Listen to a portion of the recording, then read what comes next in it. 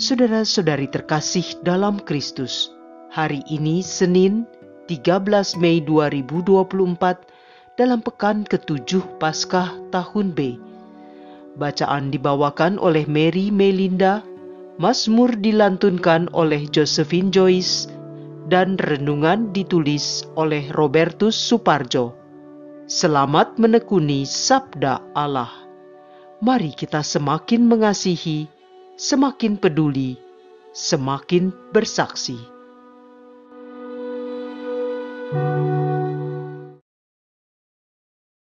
Dalam nama Bapa dan Putera dan Roh Kudus. Amin. Kami bersyukur kepadamu ya Bapa atas hari yang baru. Berilah kami iman yang hidup, harapan yang kuat, dan cinta yang ikhlas. Semoga segala perkataan yang akan kami ucapkan hari ini dan segala perbuatan kami menyenangkan hati-Mu. Bimbinglah kami dengan Roh-Mu, agar dalam segala tingkah laku kami semakin serupa dengan Yesus Kristus Putra-Mu. Berkatilah keluarga kami dan semua orang yang akan kami jumpai hari ini. Semoga dalam pergaulan dengan mereka, kami menunjukkan kebaikan seperti Engkau baik hati bagi semua orang. Kami akan berusaha menerima suka dan duka dengan hati yang tabah. Santa Maria Bunda Allah, jagailah kami anak-Mu. Kemuliaan kepada Bapa dan Putera dan Roh Kudus, seperti pada permulaan, sekarang selalu, dan sepanjang segala abad. Amin. Bacaan dari Kisah Para Rasul, bab 19 ayat 1-8. Ketika Apolos masih berada di kota Korintus, Paulus sudah menjelajah daerah-daerah pedalaman Asia dan tiba di Efesus. Di situ didapatinya beberapa orang murid. Katanya kepada mereka, "Sudahkah kamu menerima Roh Kudus ketika kamu menjadi percaya?" Akan tetapi mereka menjawab dia, "Belum, bahkan kami belum pernah mendengar bahwa ada Roh Kudus." Lalu kata Paulus kepada mereka, "Kalau begitu, dengan baptisan manakah kamu telah dibaptis?" Jawab mereka, "Dengan baptisan Yohanes." Kata Paulus, "Baptisan Yohanes adalah baptisan tobat, dan Yohanes berdiri berkata kepada orang banyak bahwa mereka harus percaya kepada Dia yang datang kemudian daripadanya, yaitu Yesus." Ketika mendengar hal itu, mereka memberi diri dibaptis dalam nama Tuhan Yesus. Dan ketika Paulus menumpangkan tangan di atas mereka, turunlah Roh Kudus ke atas mereka, dan mulailah mereka berkata-kata dalam bahasa roh dan bernubuat. Jumlah mereka adalah kira-kira 12 orang. Selama 3 bulan, Paulus mengunjungi rumah ibadat di situ dan mengajar dengan berani. Lewat pemberitaannya, ia berusaha meyakinkan mereka tentang kerajaan Allah. Demikianlah sabda Tuhan.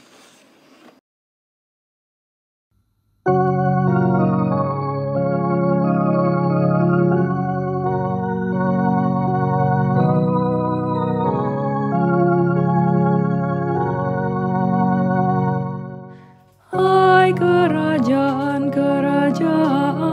bumi, menyanyilah bagi Allah. Allah bangkit, maka terseraklah musuh-musuhnya. Orang-orang yang membenci Dia melarikan diri dari hadapannya. Seperti asap hilang tertiup, seperti lilin meleleh di depan api.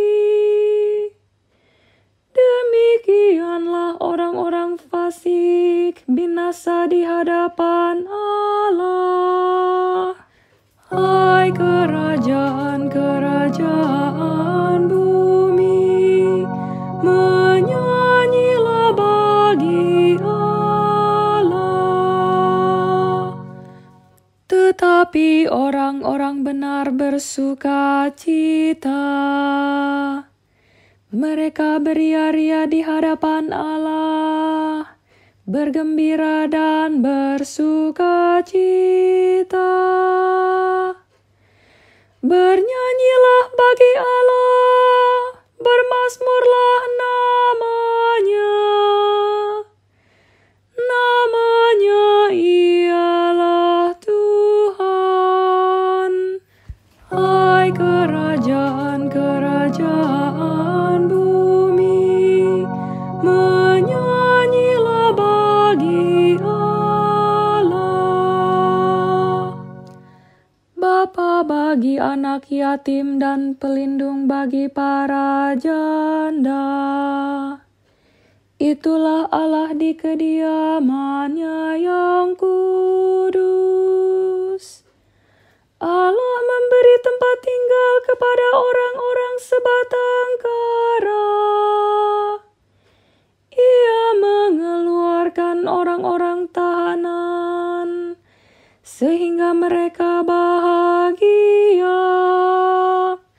Hai kerajaan-kerajaan bumi, menyanyilah bagi Allah.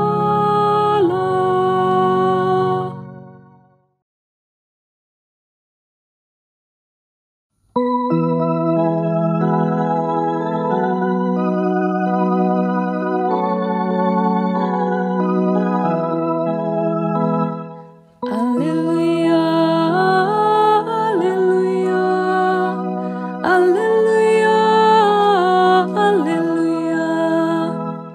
Kalau kamu dibangkitkan bersama dengan Kristus, carilah perkara yang di atas, di mana Kristus ada, duduk di sebelah kanan Allah. Alleluia, alleluia, alleluia, alleluia, alleluia, alleluia, alleluia, alleluia. Inilah Injil suci menurut Yohanes, bab 16, ayat 29 sampai 33. Dalam amanat perpisahannya, Yesus berkata bahwa akan tiba saatnya bahwa ia tidak lagi berbicara dengan memakai kiasan. Maka para murid berkata kepada Yesus, "Lihat, sekarang engkau berkata-kata terus terang, dan engkau tidak memakai kiasan. Sekarang kami tahu bahwa engkau mengetahui segala sesuatu dan tidak perlu orang bertanya kepadamu. Karena itu kami percaya bahwa engkau datang dari Allah." Jawab Yesus kepada mereka, "Percayakah kamu sekarang? Lihat, saatnya datang, bahkan sudah datang, bahwa kamu dicerai-beraikan, masing-masing ke tempatnya sendiri, dan kamu meninggalkan aku seorang diri. Namun aku tidak seorang diri, sebab Bapa menyertai aku.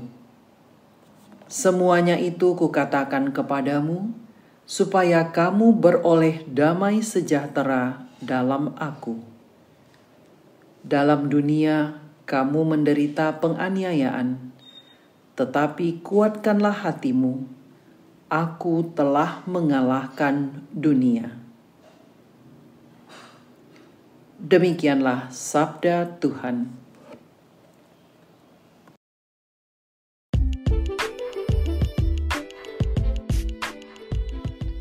Kuatkanlah hatimu supaya beroleh damai sejahtera. Renungan dibawakan oleh Robertus Suparjo.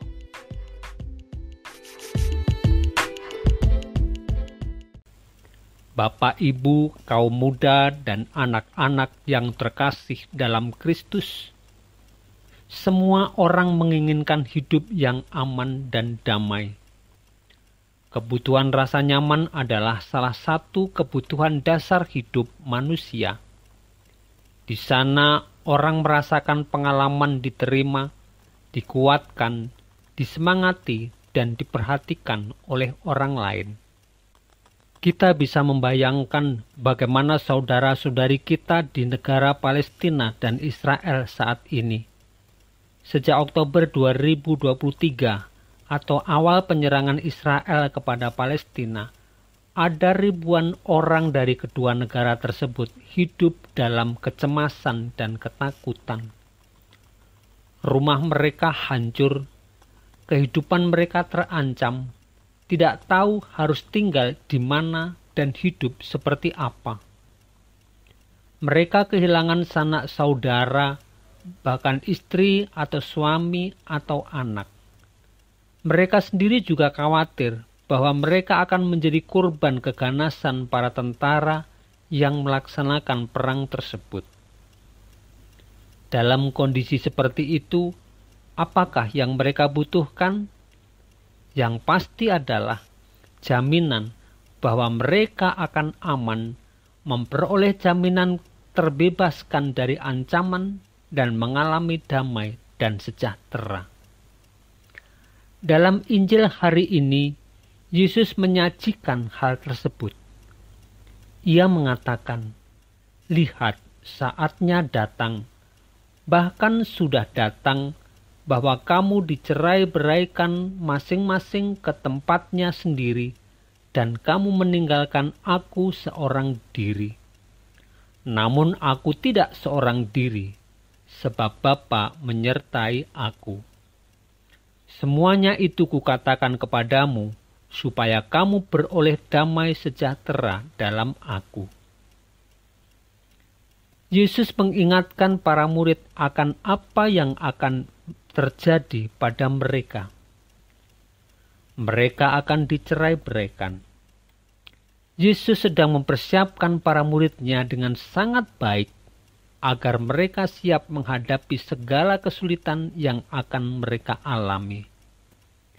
Yesus tidak hanya memberitahu mereka akan dibenci, ditolak, dicela, dikucilkan, disiksa, atau dibunuh, tetapi Yesus memberikan jaminan kepada mereka. Yesus memberikan peneguhan kepada mereka bahwa tidak akan pernah ditinggalkan olehnya. Yesus memberi jaminan bahwa mereka akan mengalami damai sejahtera karena Yesus telah mengalahkan dunia. Tuhan menjadi jaminan keselamatan di tengah hingar-bingar dan suka duka dunia.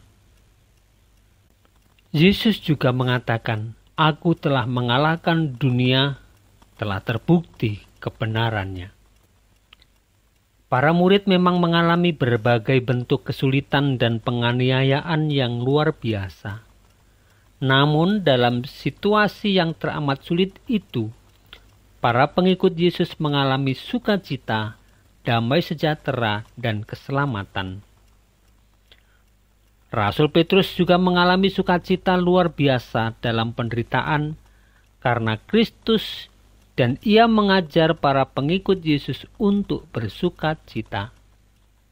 Bersukacitalah sesuai dengan bagian yang kamu dapat dalam penderitaan Kristus, supaya kamu juga beroleh kegembiraan dan sukacita pada waktu ia menyatakan kemuliaannya.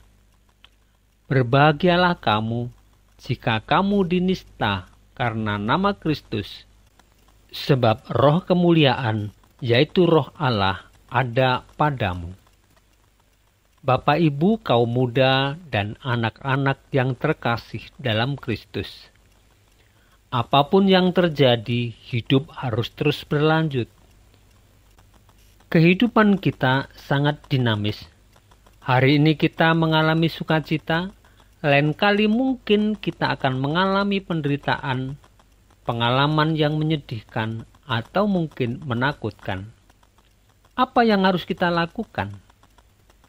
Dari pesan Injil hari ini kita diingatkan untuk tidak lepas dari Tuhan. Tuhanlah andalan kita, sebagaimana digaungkan oleh Margaretha Maria Alacoque. Yesus, kau andalanku. Tetap melakukan apa yang telah diteladankan oleh Yesus, yakni berbuat baik, tidak lelah untuk mengasihi dan mengampuni. Semoga Tuhan memberkati kita semua. Marilah berdoa. Ya Yesus Tuhan kami akan memulai hari dan pekan yang baru. Kami mohon, kuatkanlah kami agar kami mampu mengikuti teladan hidup-Mu. Dampingilah kami dalam menghadapi berbagai rintangan, hambatan dan kesulitan yang mungkin terjadi. Berikanlah damai sejahtera dalam hati kami seperti yang Engkau janjikan kepada murid-murid-Mu. Semoga kami selalu merasakan kehadiran-Mu dalam setiap langkah hidup kami. Demi Kristus Tuhan dan pengantara kami, kini dan sepanjang segala masa. Amin. Dalam nama Bapa dan Putera dan Roh Kudus. Amin.